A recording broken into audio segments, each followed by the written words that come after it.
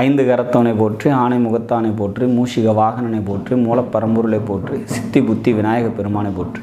குருவே சரணம். இணையத்தால் இணையம் இதயங்களுக்கு வணக்கம்.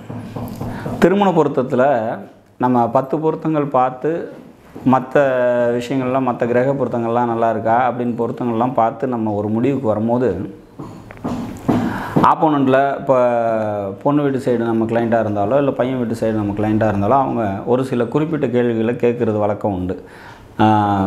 2 பேரும் ஒற்றுமையாக இருப்பாங்களா, குழந்தை பிறப்பு இருக்குமா, எத்தனை குழந்தை பிறக்கும், இல்லை எதிர்காலம் எப்படி இருக்கும் அப்படின்ற மாதிரியான கேள்விகள்லாம் தாண்டி இப்போ சமீபத்தில் அதிக கேள்வி எதை நோக்கி இருக்குன்னா பொருளாதாரத்தை சார்ந்த கேள்விகள் தான் இருக்குது. இப்போ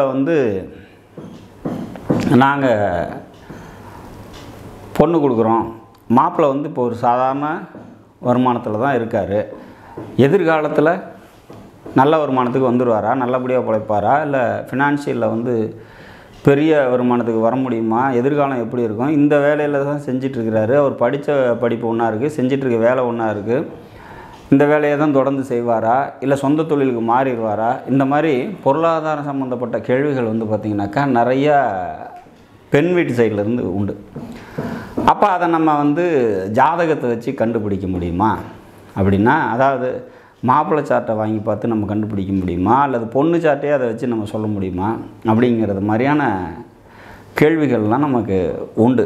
அப்போ திருமண பொருத்தத்தை பார்க்கும்போது இது முக்கியம் இல்லையா, பொருளாதாரம் எப்படி இருக்கும், இன்றைக்கி பொருளாதாரம் இல்லாமல் எதுவுமே இல்லைன்னு ஆகிப்போச்சு, பணம் ரொம்ப முக்கியம், எல்லா விஷயமும் பணத்தை சார்ந்து தான் இருக்குது அப்படிங்கிற மாதிரியான ஒரு விஷயம் ஒரு காலமாக இருக்குது. அப்போ நம்ம அதை ஜாதகத்தில் எப்படி கொண்டு வர முடியும், பார்க்க முடியும் அப்படின்னா, ஒரு திருமண பொருத்தத்தை பார்க்கும்போது மாப்பிள்ளையோட ஜாதகம் எப்படி இருக்குது அப்படிங்கிறத தாண்டி இப்போ சமீபத்தில் பார்த்த திருமண பொருத்தத்தில் நம்ம சொன்னது என்ன அப்படின்னா, இந்த மாப்பிள்ளையோட பொருளாதாரம் எப்படி இருக்குது, அவர் என்ன தொழில் செய்ய போகிறாரு, இல்லை ஃபினான்ஷியலாக க்ரோத் ஆகலை அப்படிங்கிறதெல்லாம் ஒரு பக்கம் இருக்கட்டும், அந்த சார்ட் இருக்கட்டும். இந்த பொண்ணு ஜாதகத்தில் என்ன இருக்குது அப்படிங்கிறத பார்த்தாலே இந்த மாப்பிள்ளை ஜாதகம் என்ன செய்ய போகுது அப்படிங்கிறத நம்ம தெரிஞ்சுக்கலாம். அந்த பொண்ணு பார்த்திங்கனாக்கா அந்த பொண்ணோட சார்ட்டில் ரிஷப லக்னம், ரிஷப லக்னத்துக்கு பாக்கியாதிபதி சனி 9ஆம் அதிபதி, அவர் பார்த்திங்கனாக்கா 2ஆம் வீட்டின் அதிபதின்னு சொல்லக்கூடிய புதனோடு சேர்ந்துருக்கார். சரி, ப்ளஸ் பார்த்திங்கன்னா குரு பார்வை இருக்குது. அப்போ அந்த சார்ட்டுக்கு நான் சொல்கிறேன், இந்த பொண்ணு பிறந்ததுக்கப்புறம் தான் பார்த்திங்கனாக்கா உங்களோட ஃபினான்ஷியல் க்ரோத்தே நல்லா இருந்திருக்கும், படிப்படியாக டெவலப் ஆகி வந்திருப்பீங்க, கரெக்டாக அப்படின்னு. ஆமாங்க, இந்த பொண்ணு பிறக்கிறதுக்கு முன்னாடி நம்ம ரொம்ப சாதாரணமாக இருந்தோம், பொருளாதாரத்தில் ரொம்ப கீழே இருந்தோம், படிப்படியாக நாங்கள் வளர்ச்சி அடைஞ்சு வந்தோம் அப்படின்றத அவங்க ஒத்துக்கிட்டாங்க. அப்போ அந்த சார்ட் என்ன சொல்லுது அப்படின்னா, தன்னோட வாழ்நாள் முழுக்க இந்த பொண்ணுக்கு பார்த்திங்கன்னா எப்போவுமே பொருளாதாரம் கீழே போகாது அப்படிங்கிறது இந்த சார்ட்டே கன்ஃபார்ம் பண்ணுது, அந்த பொண்ணோட சார்ட்டே கன்ஃபார்ம் பண்ணுது. அப்போ அந்த கல்யாணம் பண்ணி கொடுக்குறோட சார்ட்டு எப்படி இருந்தாலும் சரி, இந்த பொண்ணுக்கு ஒரு பொருளாதார கீழே அப்படிங்கிற ஒரு நிலைமை ஏற்பட போகிறதில்ல அப்படிங்கிறத நம்ம இதை உறுதிப்படுத்திக்கலாம் அப்படிங்கிறது இந்த சார்ட்டை வச்சே பார்த்துக்கலாம். சரி, அந்த சார்ட்லேயும் நம்ம பார்க்க முடியுமா அப்படின்னா நிச்சயமாக பார்க்க முடியும். இதே காம்பினேஷனு 2ஆம் அதிபதியை 9ஆம் அதிபதி தொடர்பு பெறாரு அப்படின்னா, பாக்கியாதிபதி தொடர்பு பெறாரு அப்படின்னாவே இதுக்கு பேர் லக்ஷ்மி யோகம்னு பேர்.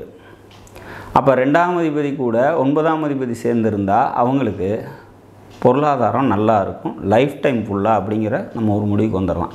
அப்போ திருமண பொருத்தத்தை பார்க்கும்போது இந்த மாதிரியான கிரக சேர்க்கை இருக்குது, 2-9 சம்மந்தப்படுது அல்லது 9-11 சம்மந்தப்படுது அப்படின்னா அவங்க அந்த ஜாதகம் பொருளாதாரத்தில் கீழே போக மாட்டாங்க அப்படிங்கிற முடிவுக்கு நம்ம வந்துட முடியும். ஸோ அப்போ ரொம்ப ஈஸியாக நம்ம எதிர்காலத்தில் இந்த ஜாதகம் பொருளாதார ரீதியாக எப்படி இருக்கும் அப்படிங்கிறத நம்ம கணிக்க முடியும்.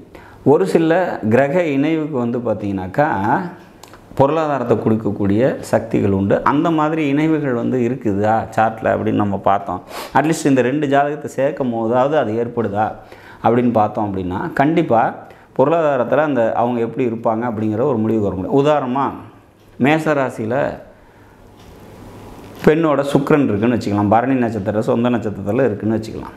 அதே ராசியில் பையனோட குரு இருக்குதுன்னு வச்சுக்கலாம். அப்போ இந்த குரு சுக்கிரன் காம்பினேஷன் பார்த்திங்கனாக்கா கண்டிப்பாக அவங்களுக்கு இணக்கத்தையும் கொடுக்கும், பொருளாதாரத்தையும் அதிகப்படுத்தி கொடுத்துரும். எந்தெந்த ஜாதகத்தெல்லாம் குரு சுக்கிரன் காம்பினேஷன் இருக்குதோ, சேர்க்கை, பார்வை இந்த மாதிரி காம்பினேஷன் வருதோ அவங்களோட சார்ட்லாம் பார்த்திங்கனாக்கா ஃபினான்ஷியலாக படிப்படியாக க்ரோத்துக்கு வந்துடுவாங்க அப்படிங்கிறது மாற்று கருத்து இல்லை. அதே மாதிரி சனி சுக்கிரன் காம்பினேஷன், சனியும் சுக்கிரனும் ஒரு ஜாதகத்தில் சேர்ந்துருக்குது அப்படின்னா அவங்க எவ்வளோ சாதாரண குடும்பத்தில் பிறந்திருந்தாலும் படிப்படியாக ஃபினான்ஷியலாக க்ரோத் ஆவாங்க அப்படிங்கிற மாதிரியான ஒரு அமைப்பு. அப்போ இந்த 2 ஜாதகத்தை சேர்க்கும் போது இந்த மாதிரியான கிரக இணைவுகள் வருது அப்படின்னா கண்டிப்பாக அவங்களுக்கு ஃபினான்ஷியலாக நல்ல க்ரோத் இருக்கும் அப்படிங்கிறத நம்ம முடிவு பண்ணிடலாம். தனயோகம்னு சொல்லக்கூடிய 2-11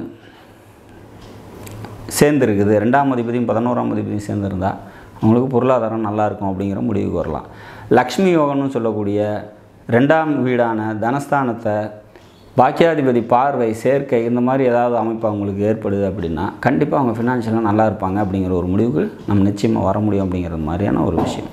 அப்போ இப்போது சாதாரண நிலையில் இருக்கக்கூடிய ஒரு 30,000-40,000 வாங்கக்கூடிய ஒருத்தருக்கு நம்ம பொண்ணு கொடுக்குறோம், ஃபினான்ஷியலாக க்ரோத் ஆகி வந்துடுவாங்களா அப்படின்னா அந்த கணக்கை நம்ம ஜோதிடத்தில் சார்ட்டை வச்சு கண்டிப்பாக முடிவு பண்ண முடியும் அப்படிங்கிறது தான் ஒரு விஷயம். அப்போ இந்த மாதிரியான தனயோகங்கள் அமையப்பட்ட ஜாதகங்கள்லாம் கண்டிப்பாக எதிர்காலங்களில் நல்ல ஃபினான்ஷியல் க்ரோத்துக்கு வருவாங்க அப்படிங்கிறதுல மாற்று கருத்து இல்லை. நாடும் நாட்டு மக்களும் நலமுடன் வாழ நவகிரகங்களை வேண்டி அமைகிறேன். நன்றி, வணக்கம்.